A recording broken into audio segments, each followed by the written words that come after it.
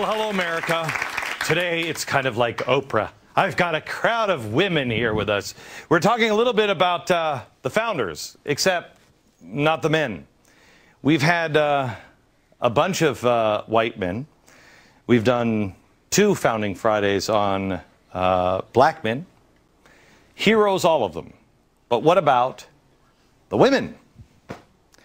I have to tell you, this one, either the art was really, really bad back then, or they just had ugly, ugly people. Let me ask the audience on when did women get the right to vote? 1920. Yes, 1920. What would you say if I told you not true? Women could vote in the 1700s. Would anybody believe me? No. Yeah, you will by the end of the show. How about women serving in the military? Did women serve in the military? Yes. Yes, really? How do you know that? Do you know any names? Do you know any stories? Molly Pitcher. This woman. This is another example. This is another example of, well, let me show you this. This woman actually was in the military as well, I think, but she was impersonating a man, and I don't think she had to do an awful lot. But here's Molly Pitcher. She was commissioned by George Washington, and I wouldn't mess with her. I wouldn't mess with her. You're going to meet not just Martha Washington. Who knows anything about Martha Washington? Did Martha Washington travel with George Washington during the war? No? She was actually about 50% of the time on the battlefield. She was with, did anybody know what she did? Yes, she knitted. She knitted? Kind of. She knitted, but she actually, you know, you always hear the story that Valley Forge was awful, and, you know, they didn't have shoes. When I really read the accounts of Valley Forge, it was way beyond shoes. They didn't have pants. They didn't have shirts. Some of them, I mean, were naked out in the winter. And Martha Washington would come up and she would make them clothing. That was her service. But you wouldn't think, you'd think, okay, maybe, you know, a woman was sewing. But not necessarily that, and certainly not voting. What happened to our history? You'll see tonight, that is the big question on all of it. I mean, how many of you guys have been watching the Founding Fridays? Have you learned amazing things that you're like, how do I not know that? Does anybody have an explanation on why we didn't learn this stuff yet? Anybody have a theory on why isn't this stuff being taught? Is it important stuff or is it just frivolous? So why is it left out?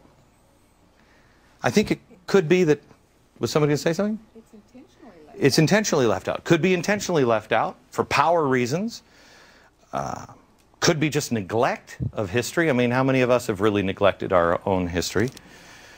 I can't figure out why some of this stuff is left out. I will tell you that voting, we're going to start with voting, I think, on what happened to a woman's right to vote. You'll see, as is almost all of the problems, politics.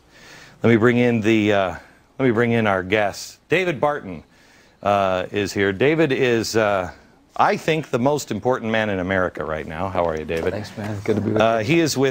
He's with Wall Builders. He has authored the book, The Wives of the Signers. Also with us is Jane Hampton Cook. She is the author. How are you?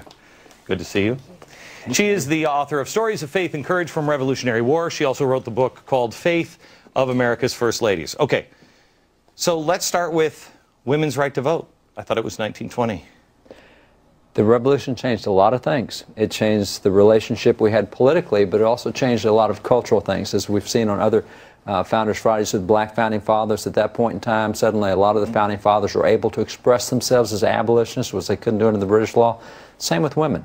1776, we wipe out 13 British governments. We got to go create new governments. So the founding fathers from New Jersey who signed the Declaration, they went back, started writing their own state constitution as they did in other states. New Jersey, they wrote into the Constitution the right for women to vote. So women started voting in New Jersey in 1776. And that was a right that the founding fathers put into the documents. And women had voted in colonial America before that as well. In Pennsylvania, back in the French and Indian War, etc., but they put it in the Constitution. All right, but it wasn't in Pennsylvania. Was it a constant? It was not constant. Interestingly enough, the voting rights were tied a lot of times to ownership of property. If you own property, you could vote. And it makes a lot of sense. I mean, being from Texas, our schools are funded by property taxes. Mm-hmm. The deal is we who own property pay the taxes for everybody who goes to school, but the problem in Texas is 47% of people own property, the other 53 don't.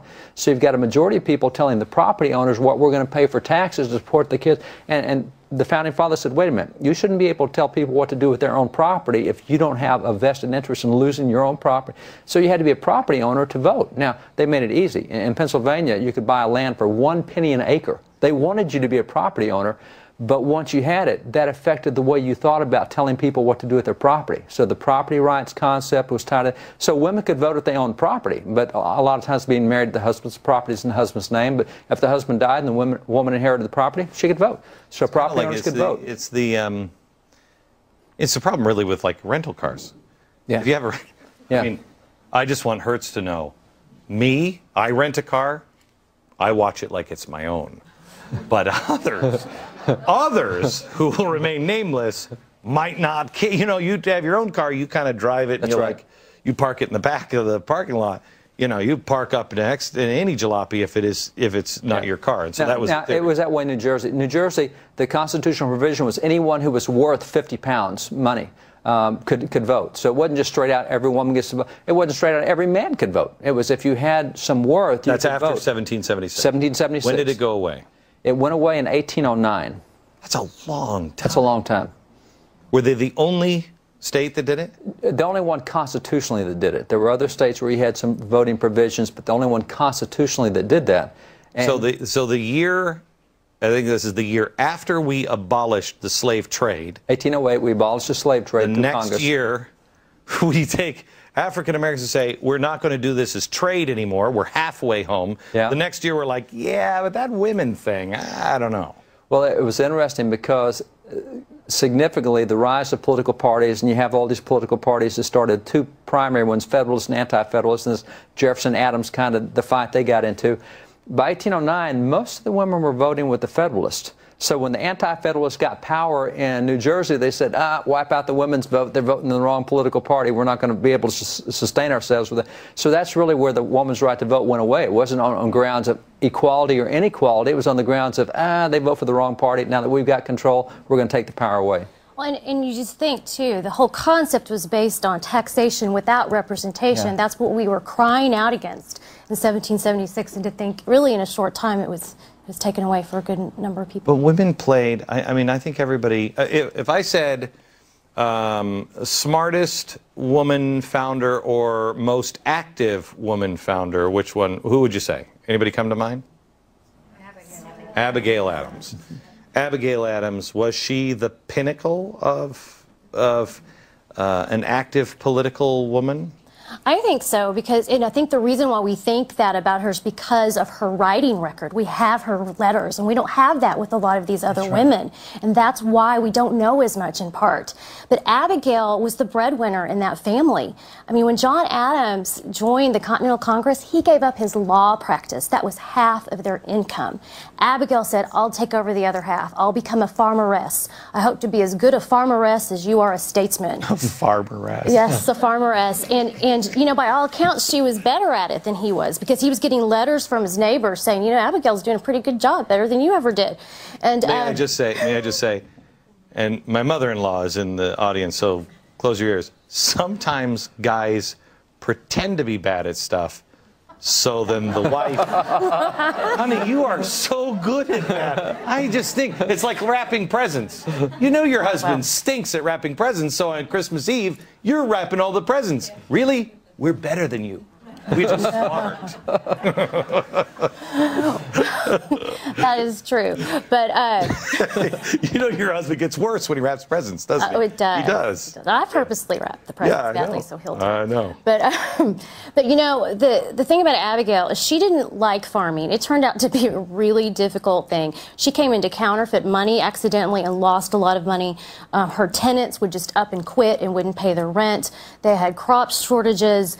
It was really, really hard work. She was pretty much a by herself, though, wasn't she? I mean, John. She had her kids with her, and yeah, one of the interesting things is the writings of John Quincy Adams talking about what he did with his mama and how they were on the hill overlooking Bunker Hill when the battle went on, and the burning of Charleston.